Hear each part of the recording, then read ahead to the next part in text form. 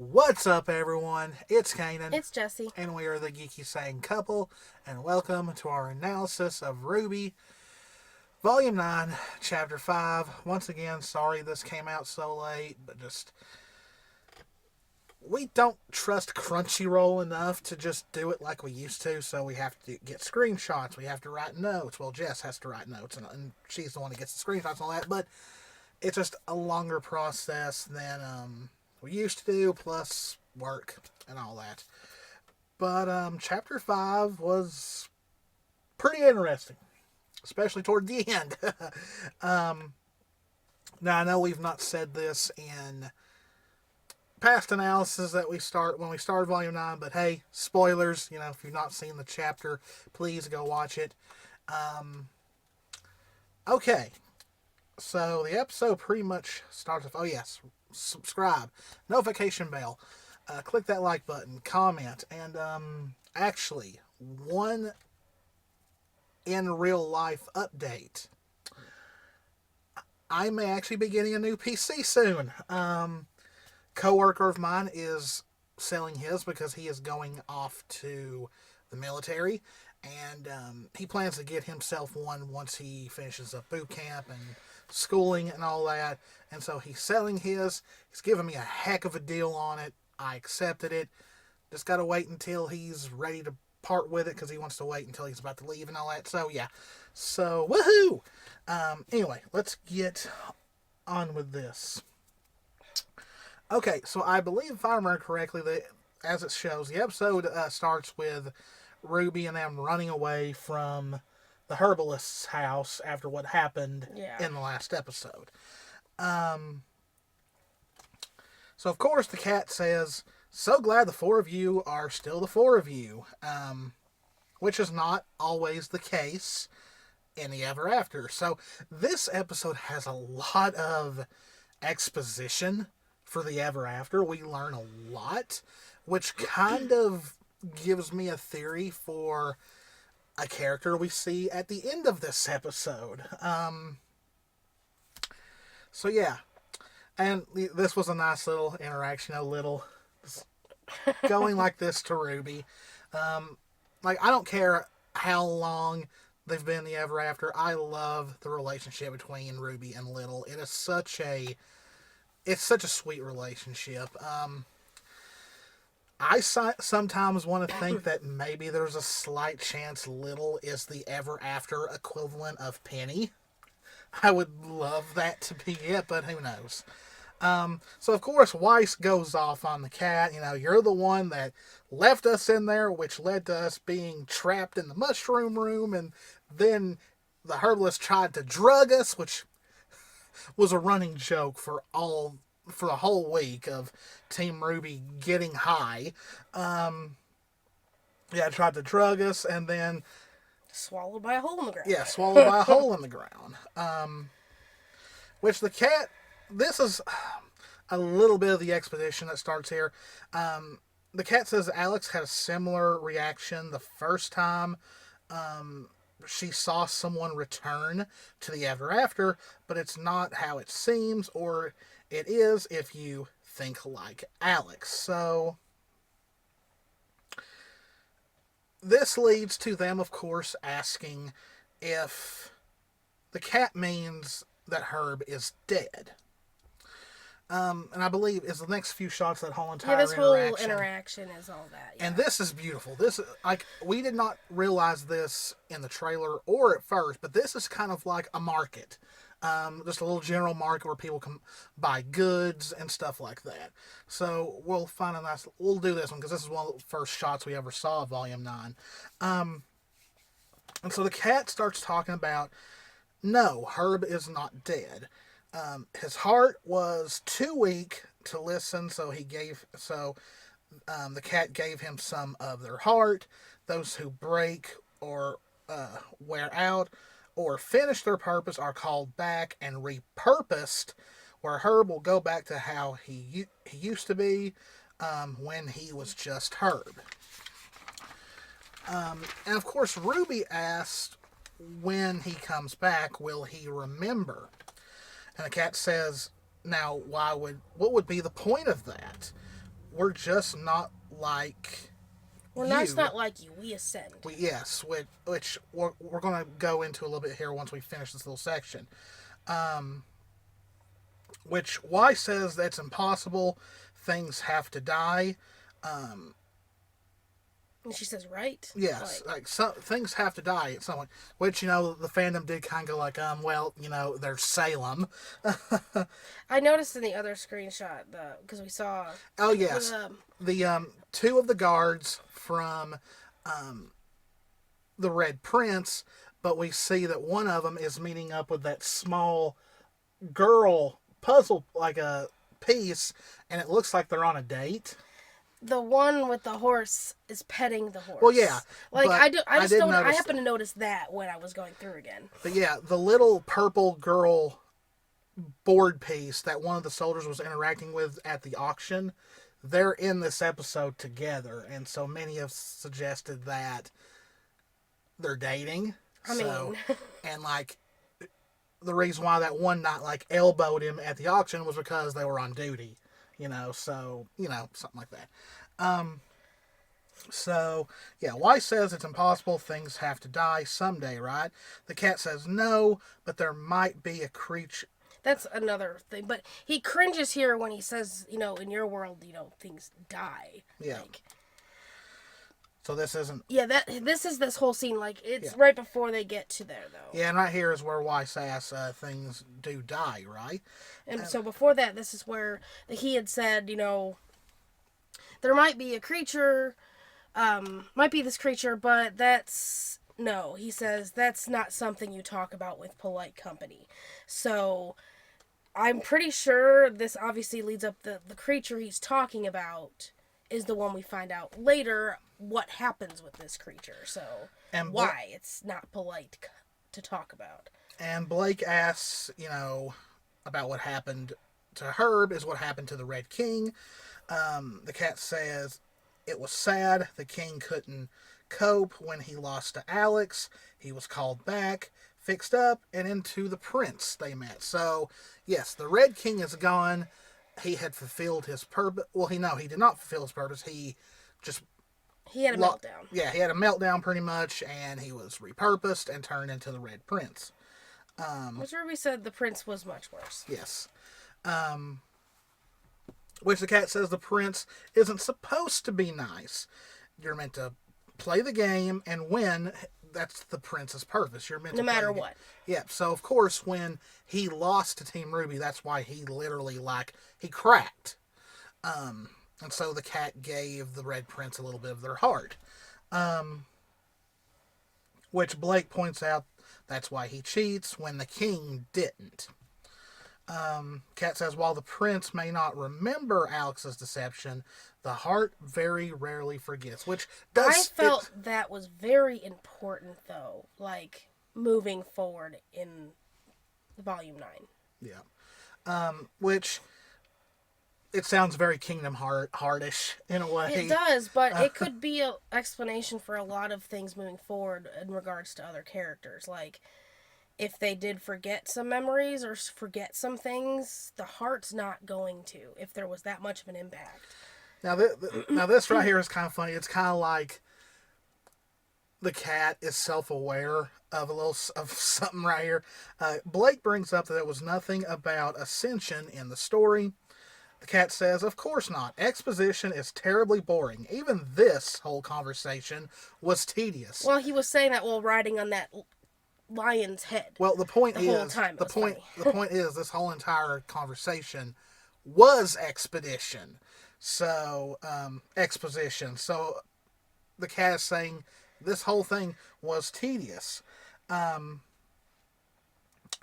So, Blake also wondered what else Alex didn't put in her story. So this one we're getting to the parting ways. Yes. Yes. So the cat starts listing ingredients they need for the Grogurt parfait, which sounds a lot more disgusting than it looks. It actually looked pretty good. And the cat lists them.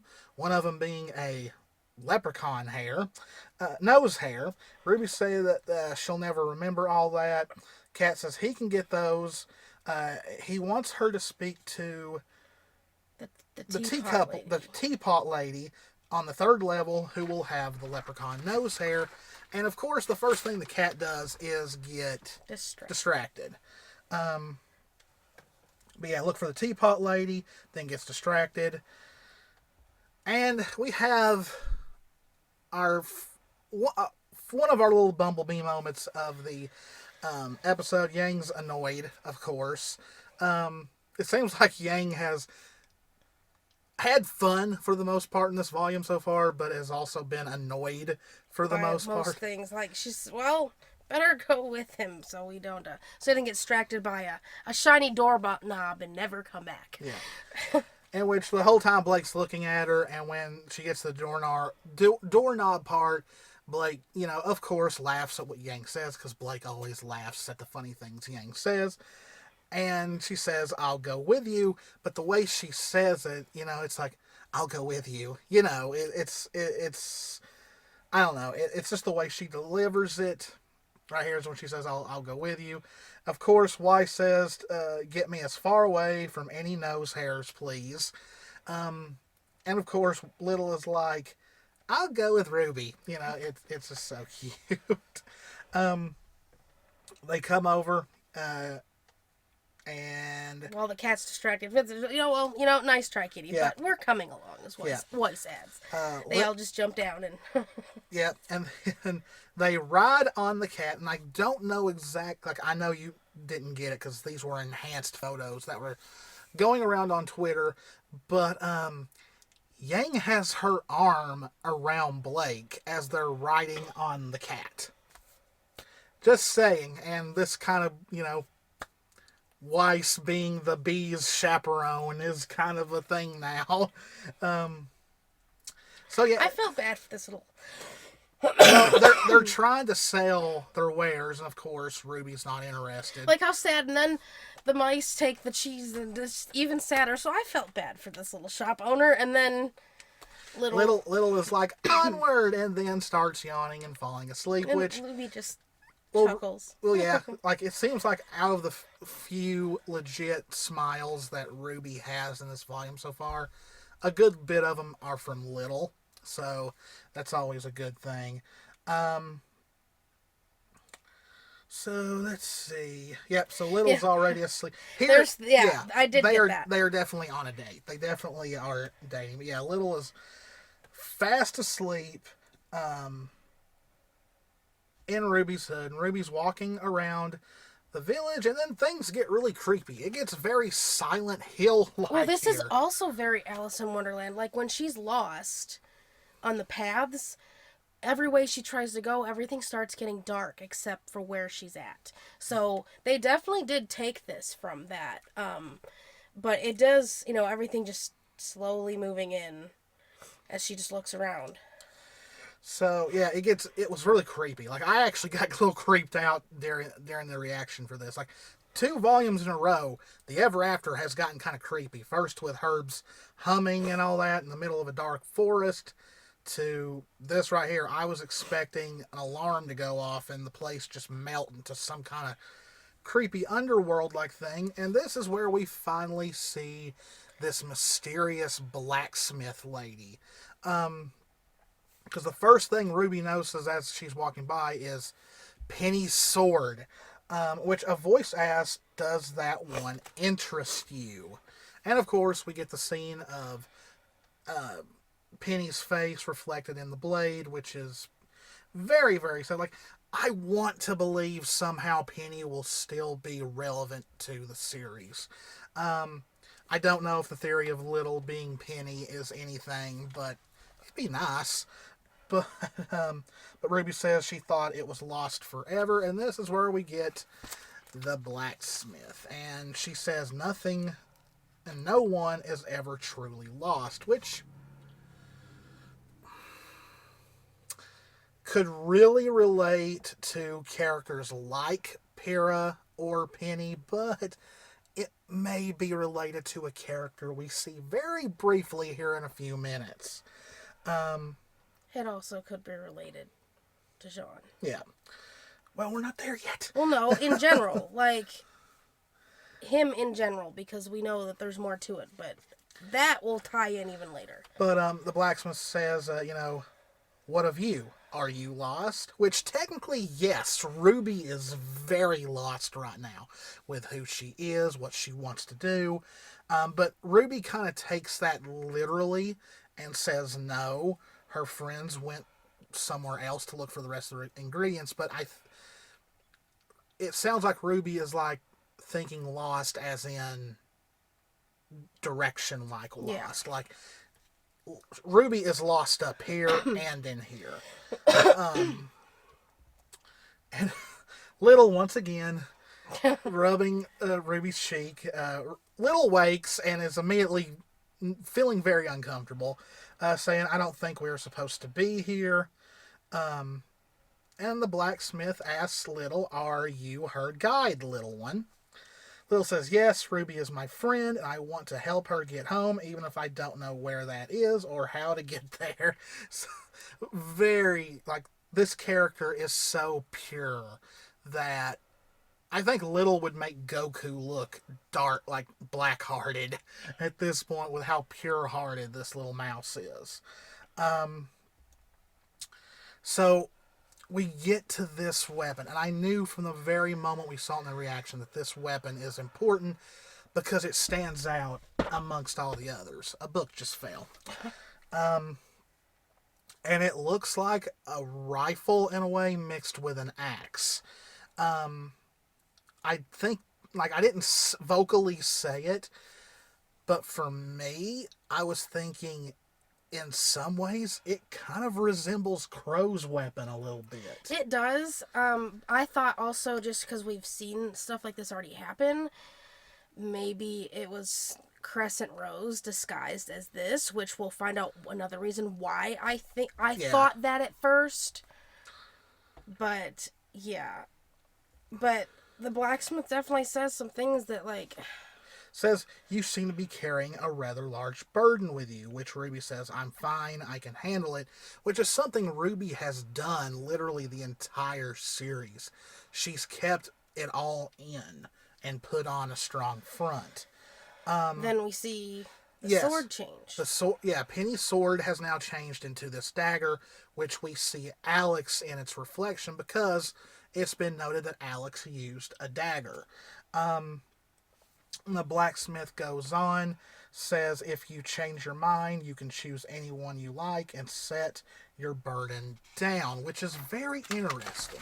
It's like the blacksmith is insinuating that, in a way, picking a weapon will, could lay your burdens down. Or it could be seen as in Ruby could actually pick someone to take the burden from her. Who knows if that's where it's going. That has very significance. And that's why, I made sure to get that. I wanted to get that in my notes word for word because I have a feeling that it definitely means something. Yeah. In which Ruby says, I already have a weapon. She says, yet here you are searching for something else you do not even know. And Ruby turns to that weapon. She's looking at that weapon. And next thing we know, she gasps. And we see Summer in the reflection. What does this mean? Was this Summer's weapon? Or was Summer here? Yes. Or some have theorized that maybe this is an older Ruby that she's seeing in it. Like this is her older self in the reflection. Because with what we see later in this chapter, who knows what Team Ruby is going to look like by the time they get out. But I don't know. I don't think they would have put this, like, it could be they could be trying to trick us because Ruby is known to do that, but this very much to me looks like to be Summer. And Summer uses her silver eyes. And everything's gone. Yeah. So, like everything, the blacksmith thing. I have a feeling we're going to see the blacksmith again, though. Because they showed her too much in the opening for her to not just, okay, like 5 minutes in there and then that's it. Well, it might be because of her dialogue was very important. Who knows? But I wish you'd gotten a picture of her because she was creepy. Like, I did, but during the reaction, I was like, stranger danger, bad touch, get away. It was creepy. But she hears her name, And the cat's asking if she retrieved the nose hair. Ruby says, no, not yet, sorry. And Wyatt says, come on, we got everything else. Like, this was a little cute that they went on a little shopping trip. I love the fact that Blake's sitting on the jar and Points out, is that the teapot lady? yeah, and Weiss is on the cat's head and all that. It's really, really cute. But yeah, Blake points and says, hey, is that the teapot lady? In which the cat, being a cat, walks over to the table and just starts knocking stuff over. Nope, that's not it. Nope, we don't need ogre nose hairs, we need leprechaun. Like, just going around, and the teapot lady's just getting mad. Like, if any of you have ever had a cat, you know this is typical cat behavior. If you let them on something that's got stuff on it, they will knock it off. Or lay on it. Yeah, or lay on it. And, like, all of a sudden, is this the fireworks? Yeah, all of a sudden the fireworks go off. And Yang, like, she almost sounds really sarcastic in a way. She's like, ooh, a festival. But Blake and Weiss kind of look unsure of this. Like, yeah, like, what's... and then all of a sudden we hear... And, like, yeah, the fireworks start say, saying... danger, like and, a like, warning red light. flag signs and... Yeah, and someone screams, it's a Jabberwocker. Now, we've not really went into this... in the other episodes, but the Jabberwocker to me so far has been the most interesting creature because Jess will tell you all, I actually really do enjoy the poem Jabberwocky. I had to perform it in a choir when I was in high school, and I thought it was so unique. Also, the musician Donovan done a version of it. I always, like, Jabberwocky is probably one of my favorite things from the whole Alice in Wonderland looking glass thing. Even though a lot of people hate the movie, the scene of Johnny Depp as the Mad Hatter reciting the poem, I actually think is a really good scene. It's kind of creepy and all that. But yeah, Yang's like, or not. And, like, everyone starts running, closing up shop and all that. And, like, the teapot lady is sucking everything up like a super-powered vacuum cleaner. And the cat is trying their best to hold on to the nose hairs. And Ruby's like, starts yelling, please, we need those nose hairs. The teapot lady's like, no time. And then, even more heartbreaking, Ruby looks at Weiss, Blake, and Yang and grabs her rose emblem, offering it to her, saying, I'll give you this. It carries a mother's promise. So now, not only has Ruby lost her hope, her drive, and a lot of things, she's lost her weapon, and now she has lost her emblem. But that tells me that was from Summer. Yeah. Yeah, because I believe where Ruby's true emblem is a red rose, Summer's is a white rose. After this, they they get the Grogurt, like they ask how to make it. Just throw everything in here, and it just poofs into existence. But when making it, he makes the thing. Make sure, be careful with it, because if you eat too much, we'll have to shrink you again, and that is a completely different potion, which is a callback to Alice in Wonderland itself, because the growing and shrinking potions. Now, before this, they ask the cat what a Jabberwocker is, and the cat says it's a terrible creature that if it eats one of them, they do not ascend. So it's pretty much... there was a series where if you died a certain way, you couldn't be brought back. I'm trying to remember what it was. I mean, obviously Dragon Ball, if you die of natural causes, the Dragon Balls can't bring you back. Or if you're dead for a extremely long time, you can't be brought back. But I could have sworn there was something that I watched or played where it was a similar rule, that if you died a certain way, you couldn't be brought back. Which would lead to the thing that he said you couldn't... It wasn't something to talk about with polite company. I believe that's this creature, because that'd be the only thing to talk about something actually dying, is if this creature ate them. Yeah.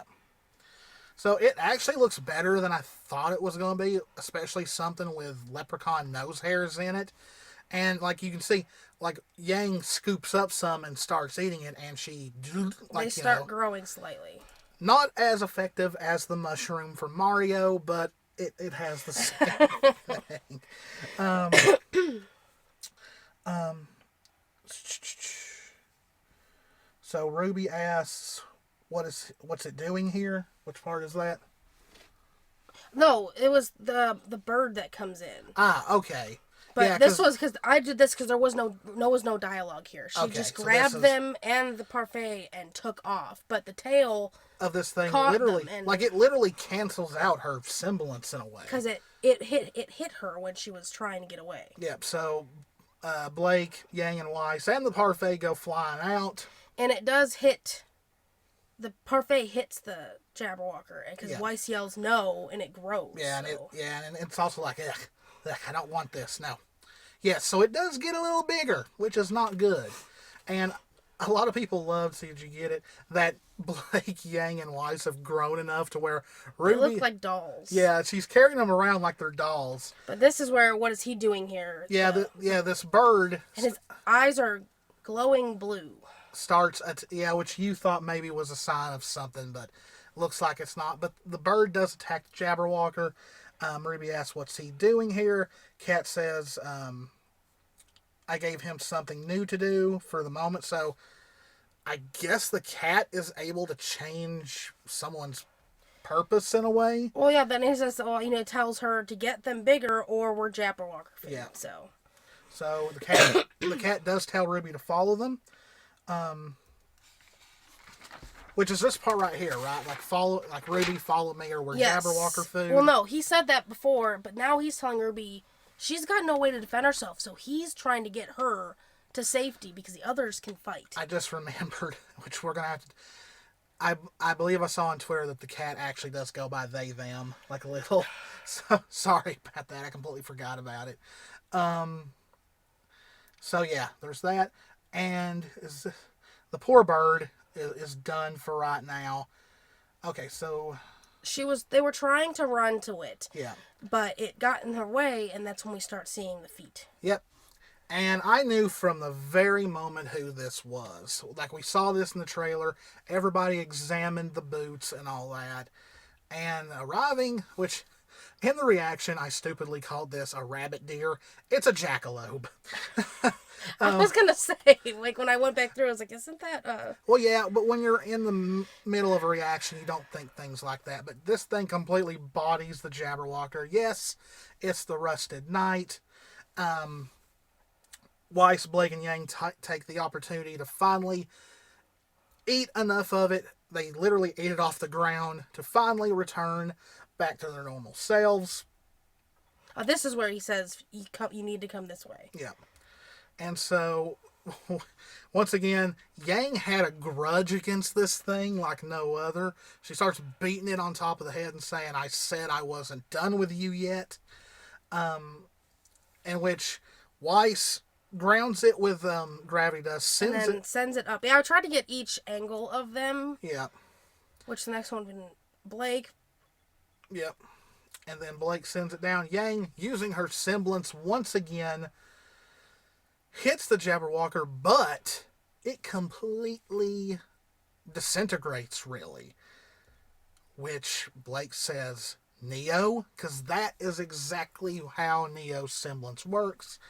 So we still do not know if she actually killed the original Jabberwocker, but now it is very obvious that she is able to create one. So Neo's got to be nearby. Yeah, because the one reason I knew that all has to be Neo, because she created all of herself. Mm-hmm. Why wouldn't she be able to do it in another form? Yeah. Which more starts showing up, and the knight says, what? There's only supposed to be one. And he tells them to run. So Neo has now made multiple of these things, and they can still speak like the Jabberwocker. So yeah, the cat's like, go, we'll hold them off. I don't know exactly what the cat exactly would do. They may be staying by, because whatever he did to the bird his eyes were glowing in the same Yeah. blue that he's Yeah. got. So,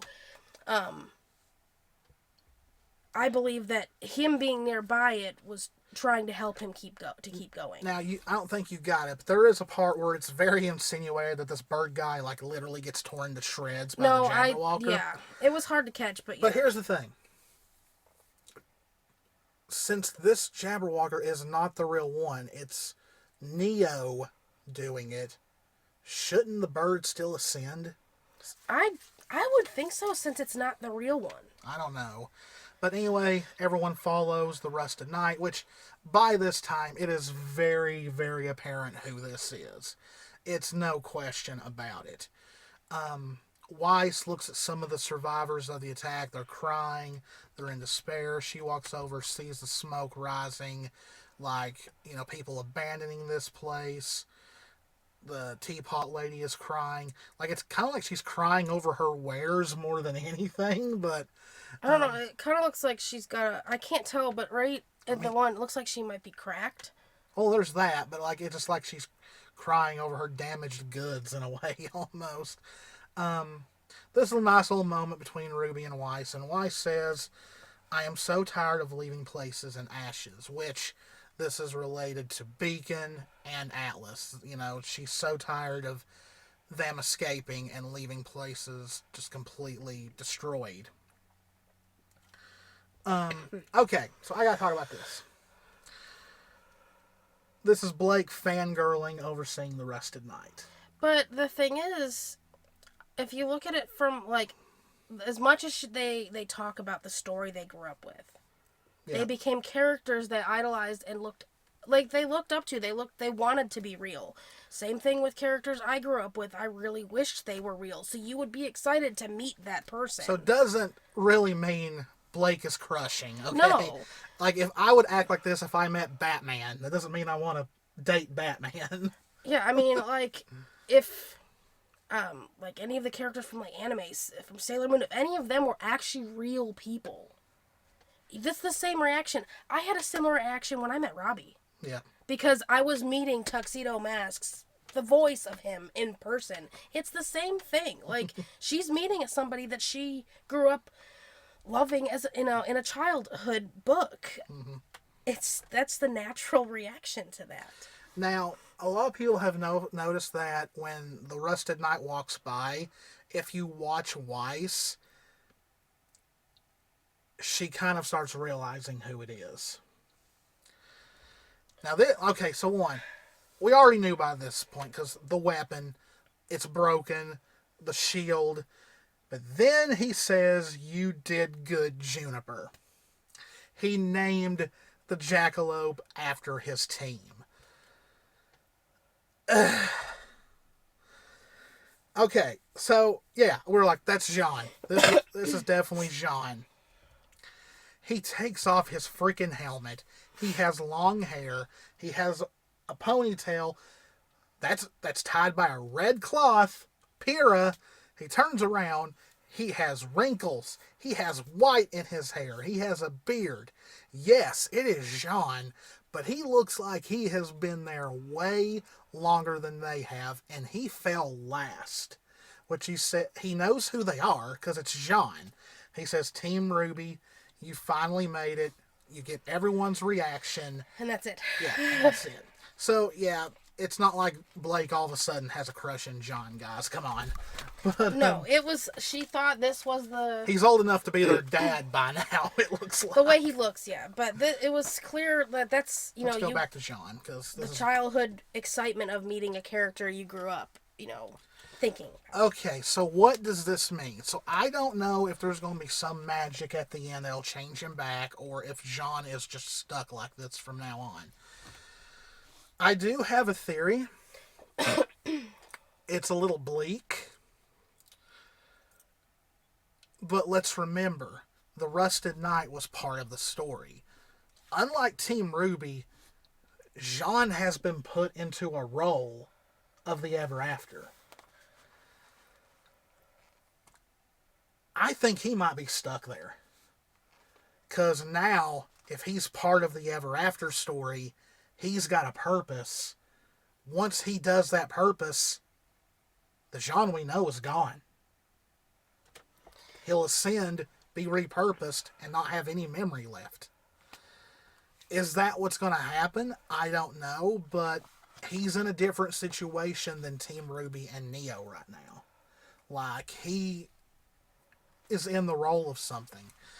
I mean, in a way, I kind of hope not, because what do you think about what that's going to do to Ren and Nora? I mean, personally, I think all of Team Juniper will be gone by the end of the show. I really do. Like, they don't have the plot armor that Team RWBY does. But I could be completely wrong.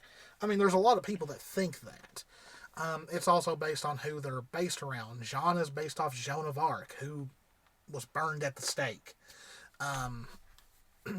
Loved Miles' work here of sounding like an older Jean. At first, I was wondering if it was even Miles, because it sounded so different. But, and sadly, this is going to go up on Friday, and Saturday is literally right around the corner. But a lot of members of RWBY have been hyping up Chapter 6. Of course, a lot of people are theorizing why. Because some have said it's going to be so big that some people will forget to post spoiler warnings. I really don't see how Chapter 6 is going to be anything but a Jean episode, maybe. But maybe it's wrapped up very quickly in the episode. I don't know. Of course, in our minds, two things that could happen that would literally shake Twitter, like another member of RWBY said, and cause people to not even bother posting spoilers, would either be Bumblebee or Summer. So, or both. Yeah. I mean, we don't know. So we don't know. Talked about, hearing rumors of episodes. I mean, especially no after offense to Jean, I just don't see anything being related to him in it, unless the ghost of Pyrrha shows up. I don't know. Because I mean, I don't know. I think there's a lot more with Summer in this volume, especially seeing her face. Yeah. Like that, and then her eyes causing Ruby to end up back where she was. It was definitely a newer model than the one we saw in Volume 8. It's got to mean something. Yeah. Which, like I said, I don't think Bumblebee's happening until we get to the clouded area, and I don't see how they would go from here to the cloud. I mean, it's going to happen somehow. Maybe, I know somebody had said something about 7, so maybe it's 7, maybe Summer's the next one. I don't know, if she is in this. Yeah, because we're only going off because I know Jean has a lot of fans, but I just don't see anything that they could show us in a Jean story that would cause Twitter or RWBY Twitter to blow up and for people to not even post spoilers. Unless we actually see Pyrrha again. Maybe Summer or Bumblebee at this point. Bumblebee really, to me, is the only one that I can think of that would break the internet right now. Summer, very close. Pyrrha, very close, because Pyrrha is still alive. If Summer's alive, it is going to break. Yeah. If Summer which I still have my feelings on that. But yeah, like I said, I just don't. I think Volume 9 might be it for Jean. It's just hard, unless there's some kind of magic that can change him back, I don't see him coming back from this, really, because we don't even know yet what's happened to him. But like I said, unlike Team RWBY, he's in the role of a character from a story that's supposed to play out. So if you ask me, that means he has a purpose, he's going to fulfill it, he's going to ascend, and he's going to forget Team RWBY. He's going to forget everything. Who knows? We'll just have to wait and see. We've still got 5 more chapters to go, so we'll see. But, yeah, we'll go back on Team RWBY since that is the last shot we saw. It's going to be very interesting, especially if RWBY does learn in Chapter 6 about John being the one that helped Penny sacrifice herself. But, yeah, it's going to be really, really interesting. Well, we hope you enjoyed it. This episode was pretty wild in a lot of ways. A lot of fun, and then end shockingly. But if you did enjoy it, please hit the subscribe button, hit the notification bell, click that like button, leave us a comment. As always, guys, this is Kanan. This is Jessie. We love you all very, very much. Stay safe out there. Take care of yourselves. And we will see you in the next one. Bye. Bye.